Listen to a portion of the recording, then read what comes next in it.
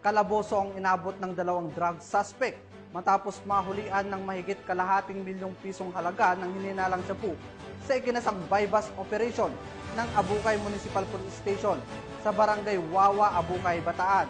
Patrolwoman Janice Bulahaw sa report.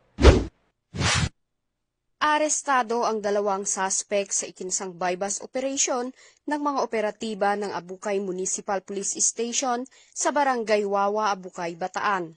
Ang operasyon ay pinangunahan ng mga tauhan ng Abukay Municipal Police Station sa ilalim ng pamumuno ni Police Major John Ray A. Kutab, Officer in Charge katuwang ang Philippine Drug Enforcement Agency.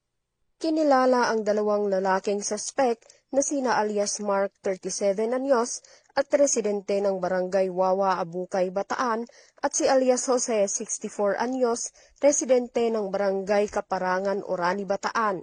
Nakumpiska mula sa mga suspect ang 11 piraso ng heat seal transparent plastic sachets na naglalaman ng hinihinalang shabu na may tinatayang kabuuang bigat na 79.99 gramo at may standard drug price na 543,932 pesos. Ang mga suspect at mga nakumpiskang ebidensya ay nasa kustodiya na ng Abukay MPS para sa kaukulang dokumentasyon at pagsasampa ng kasong paglabag sa Section 5 at 11 ng Article 2 ng Republic Act 9165 o ang Comprehensive Dangerous Drugs Act of 2002. Patuloy ang maigting na kampanya ng Bataan Police Provincial Office sa ilalim ng pamumuno ni Police Colonel Marites A. Salvadora laban sa ilegal na droga.